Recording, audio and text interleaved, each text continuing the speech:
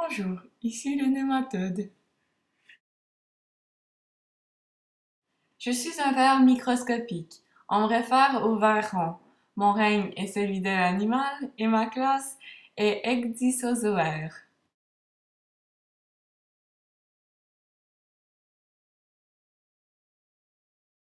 Les nématodes sont des vers non segmentés. Ils sont pseudocélomates, ce qui les diffère des autres vers. Donc, ils contiennent une cavité entre leur épiderme et leur tube digestif. Ils sont recouverts d'une épaisse cuticule. Ils vivent une vie libre ou parasitaire. Parmi ceux étant des parasites, il y a ceux ayant besoin d'un seul hôte et il y a ceux ayant besoin de deux hôtes. Les nématodes sont des métazoaires, ce qui signifie qu'ils ont un organisme eucaryote multicellulaire, mobile et hétérotrophe.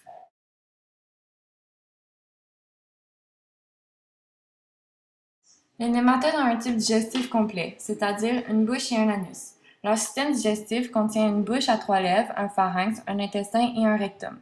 Ces vers ne possèdent ni appareil respiratoire, ni appareil circulatoire, ni tunique musculaire.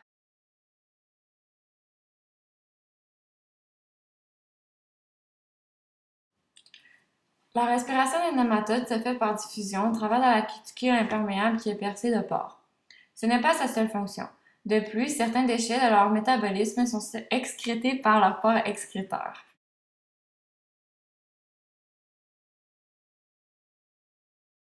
Le corps des nématodes est de forme circulaire et il peut être strié de raies rouges et noires.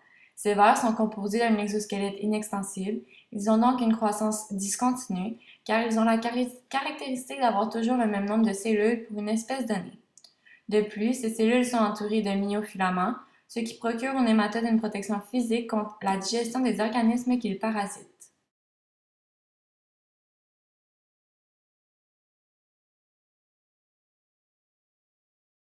Les nématodes se déplacent grâce à leurs microfilaments de manière imprécise par ondulation.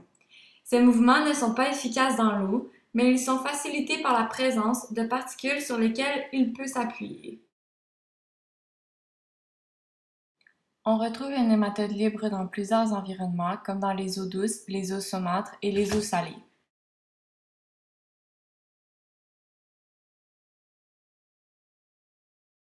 Il existe un grand nombre de nématodes parasites des plantes, comme les nématodes agales. De plus, les nématodes parasitant des invertébrés et des vertébrés vivent dans les cavités, comme les intestins et les reins, de plus dans les vaisseaux sanguins ou dans les tissus. Enfin, certains nématodes parasitent certains insectes ravageurs des jardins.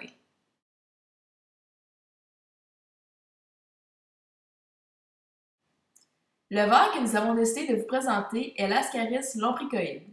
Donc, l'Ascaris est un ver rond parasite qui provoque l'ascaridiose. Il est le plus grand des nématodes et il s'agit d'un parasite de l'intestin humain ou d'animaux carnivores comme le chat par exemple.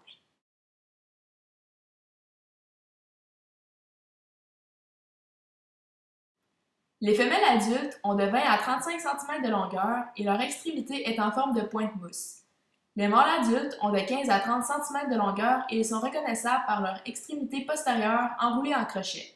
La couleur des ascaris varie du rosé au blanc crème. L'ascaris est cosmopolite, c'est-à-dire qu'on peut le retrouver dans toutes les régions du monde. Cependant, on le retrouve plus fréquemment dans les zones tropicales et subtropicales ainsi que dans les régions avec une hygiène adéquate.